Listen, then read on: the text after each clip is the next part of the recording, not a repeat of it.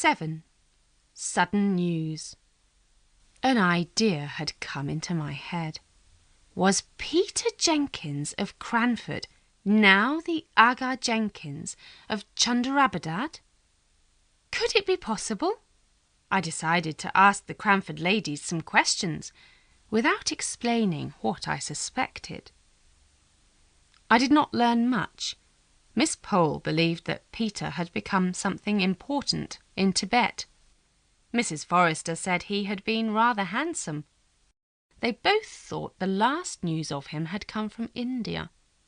That was almost all I discovered.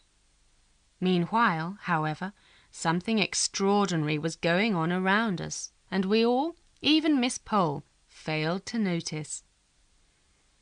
I remember the morning she came to tell us. It was nearly calling time. Miss Matty and I had just been discussing Signor Brunoni and that clever Mr. Hoggins when someone knocked at the door. We were hurrying to change our caps when Miss Pole ran up the stairs. "It's not 12, I know," she called, "but I must speak to you. What do you think? Mr. Hoggins is going to marry Lady Glenmire." "Marry?" we said. "Marry! I heard it in Mr. Johnson's shop." "Perhaps it is not true," said Miss Matty hopefully. "It's true," said Miss Pole. I went straight to Mrs. Fitzadam, and she said her brother and Lady Glenmire had come to an understanding. Understanding. Such a vulgar word. But my lady will have to hear many vulgar words now. I believe Mr. Hoggins drinks beer at supper every night. "Marry?" repeated Miss Matty. "Well, 2 people that we know going to be married. It's coming very near." "I'm not surprised that Mr. Hoggins likes her," I said. "But how can she like Mr. Hoggins?" "Oh, Mr. Hoggins is rich and very pleasant looking," said Miss Matty, "and very kind." We began to wonder what the Honourable Mrs. Jameson would say. Mrs. Jameson had recently gone down to Cheltenham in the care of Mulliner, leaving Lady Glenmire to manage her house and to stop her maids taking followers. And while she was away, Lady Glenmire had herself taken a follower whom Mrs. Jameson thought was vulgar and not good enough for Cranford society. Had Mr. Hoggins ever visited Lady Glenmire at Mrs. Jameson's house, we wondered, or had they only met at the lodgings of the poor sick conjurer? Certainly they had both been very kind to him. Well, what next? When would the wedding be? How could servants announce a married couple as Lady Glenmire and Mr. Hoggins?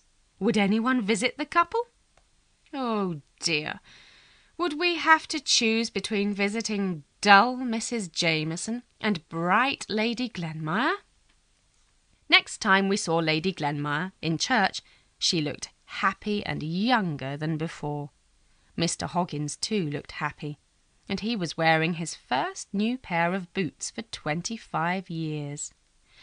But none of the Cranford ladies said anything to either of them about their marriage. Until Mrs. Jameson returned, indeed, we did not know what to say. But it was now March, and Mr. Johnson announced the arrival of the spring fashions at his shop. Miss Matty had been waiting for this before buying herself a new silk dress. In our excitement, we forgot for the moment about Lady Glenmire. On the Tuesday on which Mr. Johnson was going to show the new fashions, 2 letters were waiting for us on the breakfast table. One was to me from my father, a dull businessman's letter. There were unpleasant reports about the town and county bank, he wrote, and he hoped Miss Matty did not still have shares in it. He had warned her sister years ago not to put money into that bank, but she had not listened to his advice. "Who's your letter from, my dear?" asked Miss Matty. "Mine is from the Town and County Bank, asking me to an important meeting of the shareholders in Drumble on Thursday. It's kind of them to remember me." I was alarmed at this important meeting, and was afraid that my father's fears were right. However, bad news always came fast enough, so I decided to say nothing for the moment. I simply told Miss Matty that my father sent his best wishes. Then I changed the conversation. "What time should we go to see the fashions?" I asked.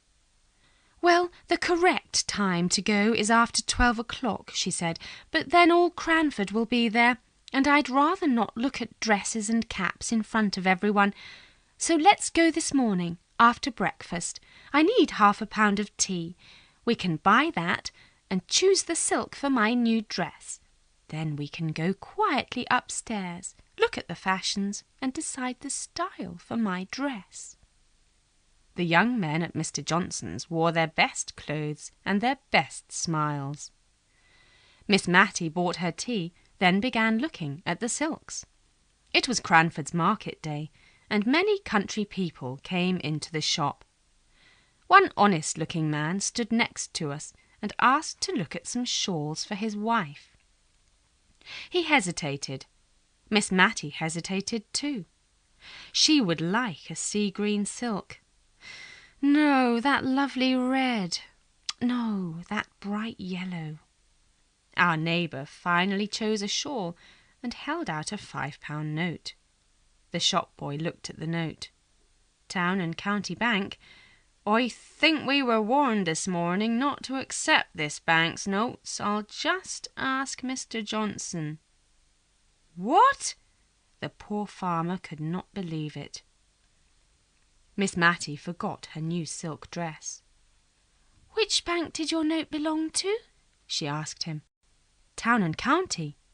"Mr. Johnson's very sorry, Mr. Dobson," the boy said as he brought the note back, "but the bank's notes are worthless." "I don't understand," Miss Matty said to me in a low voice.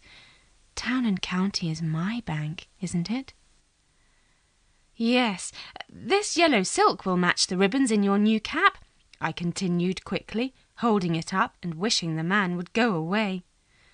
"Never mind the silks for a moment, dear," she said, putting her hand gently on mine and looking at the farmer. "I'll give you £5 coins for your note, Mr. Dobson," she said. "But there must be some mistake. I'm a shareholder in that bank, and I've not been told about any problem." The shop boy whispered across the table to Miss Matty. She looked at him uncertainly.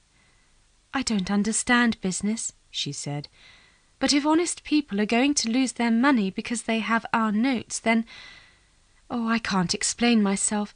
Just give me your note, please, Mr. Dobson, and then you can take the shawl for your wife." The farmer looked at her gratefully, but hesitated for a moment.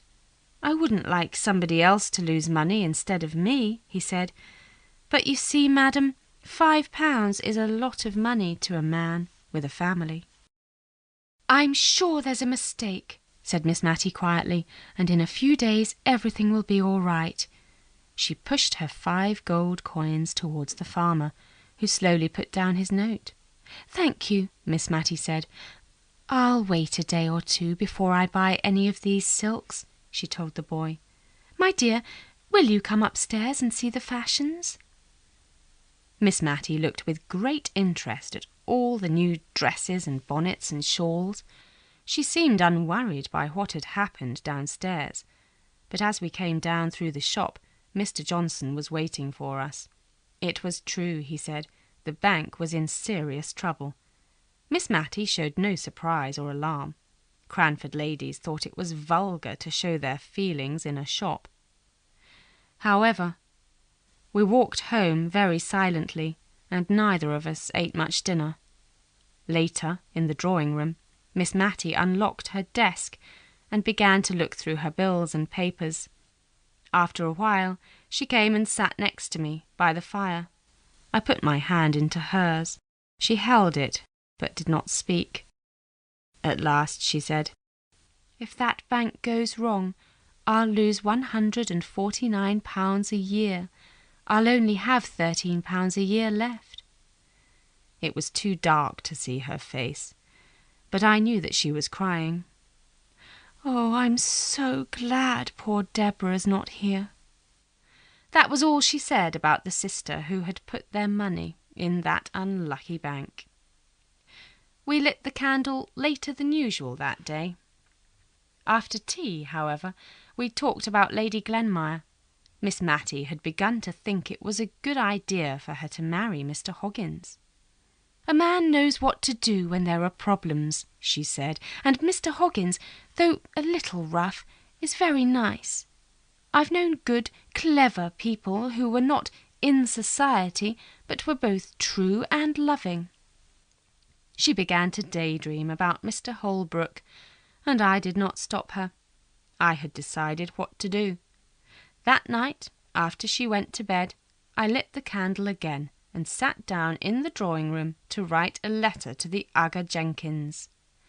The church clock struck 2 before I had finished. The next morning news came that the Town and County Bank had failed. Miss Matty had lost all her money. She now had only about £1 a month on which to live. "But many poor people have less," she said. "Poor Martha! I think she'll be sorry to leave me." She smiled at me through her tears, and I think she wanted me to see only the smile, not the tears.